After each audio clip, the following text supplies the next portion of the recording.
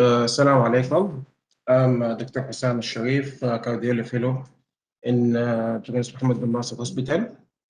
Today in Journal Club, I would like to have a brief review about the BRIC trial.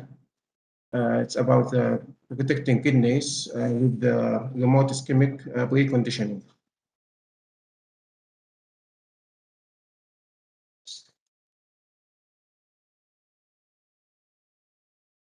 Okay. So acute kidney injury, it's up to 50% in coronary angiography, especially in elderly and high-risk patients. And it significantly increase morbidities and mortalities and healthcare costs. Remote ischemic preconditioning uses brief controlled ischemia at the remote site to protect organs from ischemic injury. There are several previous trials about the BRIC. It's mainly in the cardiac surgery. It's in the cardiac bypass and transplant and aortic aneurysm repair. But the BRIC studies is the first one in the acute coronary syndrome. So the BRIC trial was designed to evaluate whether the BRIC reduces the AKI incidence and improve outcome in this vulnerable population. So in the first, we have the stimulus, which is transient ischemia, which undergoing to signaling with neural pathway and humoral pathway for the mitochondria and for alteration in gene expression, which leading to early and day phase. Early phase, greater resistance to ischemia and reduce reperfusion arrhythmias and conserve left ventricular function. Delay phase in form of protection against oxidative stress and apoptosis, down regulation of pro-inflammatory genes and anti-inflammatory effects. So in the BRIC trials is randomized 1-to-1.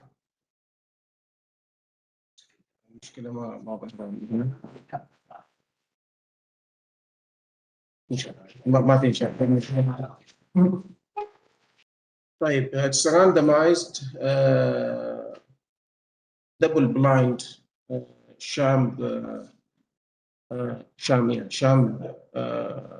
trial. So it was used two groups, Rebic group and the sham group. Sham is like placebo effect. So in the Rebic group, they did 3 cycles of 5 minutes transient ischemia. They used the upper limb, they used the BB cuff, blood pressure cuff, and they inflated to up to 200 millimeter mercury for 5 minutes. Then followed by 5 minutes of reperfusion. They did it 3 cycles, and in the sham group, they will do the same procedure, but the blood pressure will be up to 10 millimeter mercury only. They use it in the invasive coronary angiography with contrast media. And they observed the effect in the in form of kidney injuries and major adverse cardiovascular and cerebrovascular events, hospitalization in cardiac heart failure, and urinary markers for the kidney stress injury like TIMP2 and IGFBP7. And after 6 months in the major kidney adverse effect. The population in this study, they used the median age was 75. The predominant patient was white male. They included the patient with unstable angina or non-STEMI, and they excluded patient with STEMI, hemodynamic instability, severe vascular disease, and end-stage renal disease. Also, patients included with all have modified Merhansk score more than 11. So initially, they were having 2,278 patients eligible, but they excluded the patient with low-risk AKI, excluded patient with contrast allergy, peripheral vascular disease, and patient who's receiving dialysis. Also, patient who denies consent or unwilling for follow-up.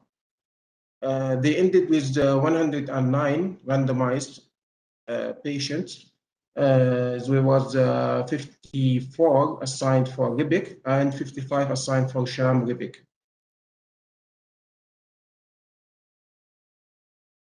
So standard of care was equal for the post group. They gave him good hydration, and they was blinded. Also, both the patient cardiologist was reminded blinded for the group allocation.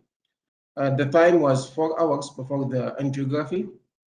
In the sham, like I said before, the sham RIBIC protocol was increasing blood pressure, or the cuff only, the pressure up to 10 millimeter mercury as control, and the RIBIC population, the increase is up to 200 millimeter mercury.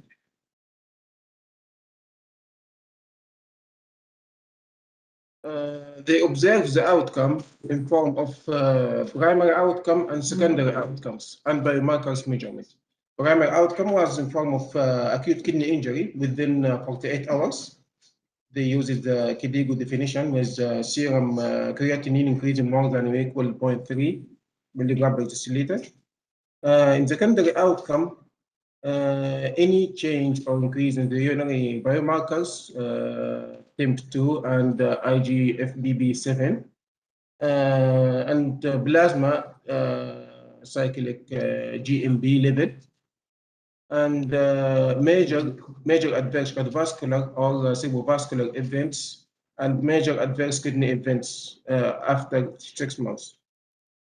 So the measurement of the biomarkers, it was initially taken at the baseline, then immediately after the RIBIC, and 24 and 48 hours post the procedure. And there was significant reduction in the AKI and biomarker change, confirming that there was renal protection.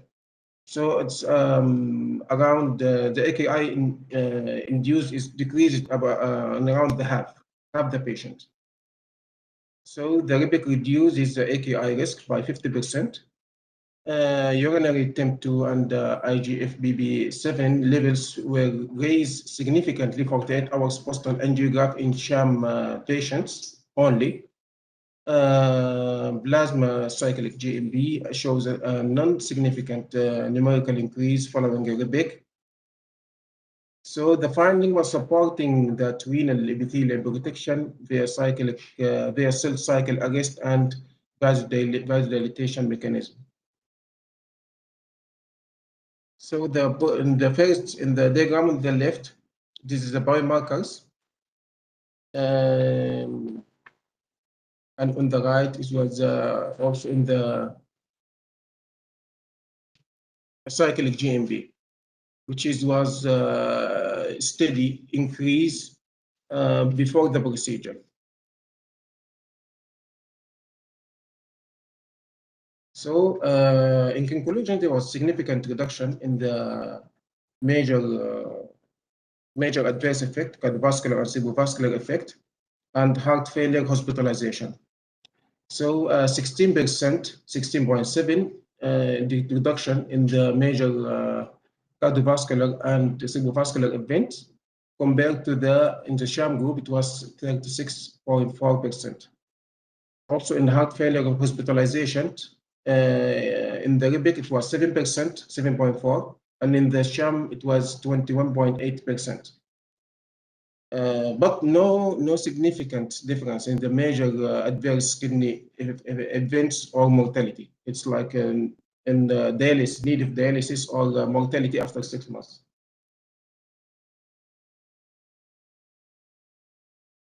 So the urinary markers level raised immediately after the RIBIC, but before the angiography.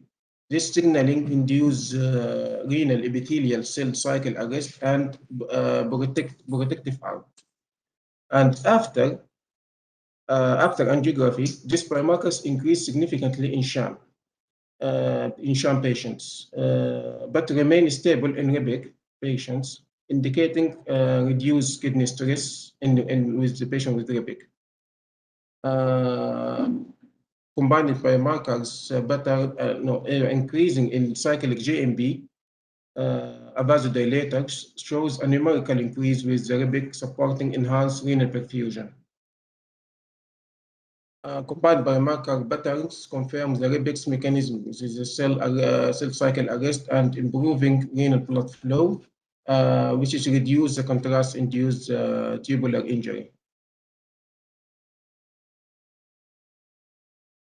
So this is the first REBIC trial in the high-risk acute coronary syndrome patients, which is showing 50% reduction in the 50% reduction in the AKI, which is supporting the promise as a renoprotective strategy and hinting at the broader cardiovascular benefits.